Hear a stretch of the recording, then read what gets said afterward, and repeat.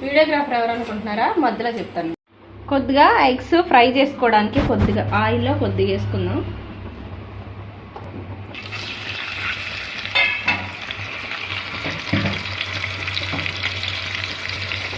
కొద్దిగా పసుపు కూడా వేసుకున్నాం.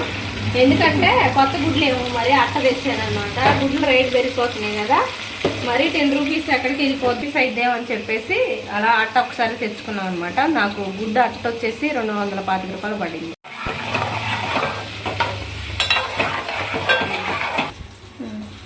ఇలా ఫ్రై అయితే చాలన్నమాట. ఎక్కువ ఫ్రై అయితే మళ్ళీ తినేటప్పుడు బాగుండదు. లైట్గా ఫ్రై చేసుకోవాలి. మరి ఎక్కువగా ఫ్రై చేసుకుంటే గుడ్డు టేస్ట్ అనేది పోతుంది. కరివేపాకు ఆయిల్లో వేసుకున్నాం.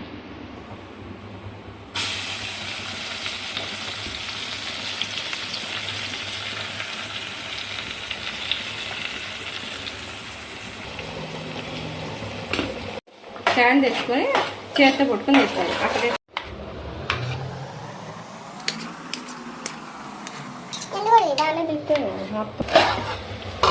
ఇంకేంటండి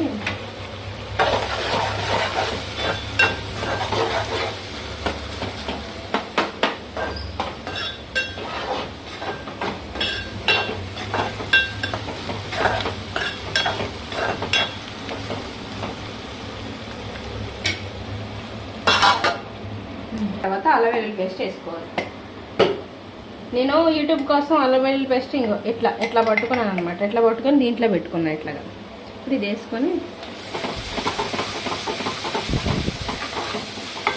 మొత్తం వేసాం కదా. ఇప్పుడు కొంచెం ఉల్లిపాయలో కూడా వేసుకోవాలి, తాలింపులో కూడా.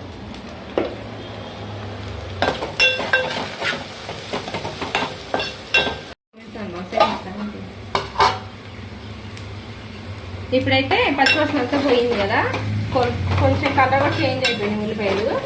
ఇప్పుడు మనం టమాటాలు యాడ్ చేసుకోవాలి.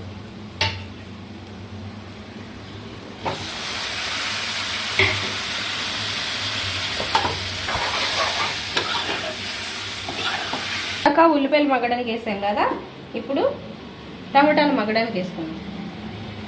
చూసేసుకోండి.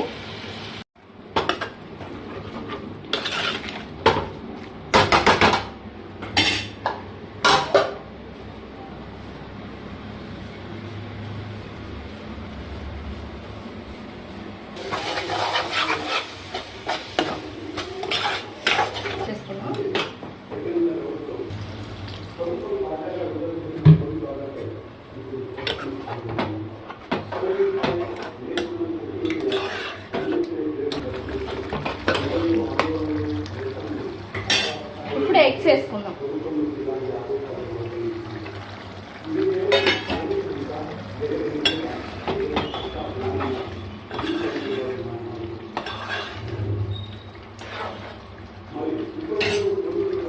కొంచెం గరం మసాలా యాడ్ చేసుకున్నాం. ఇంకా చూపించు, కొంచెం కొద్దిగా గరం మసాలా.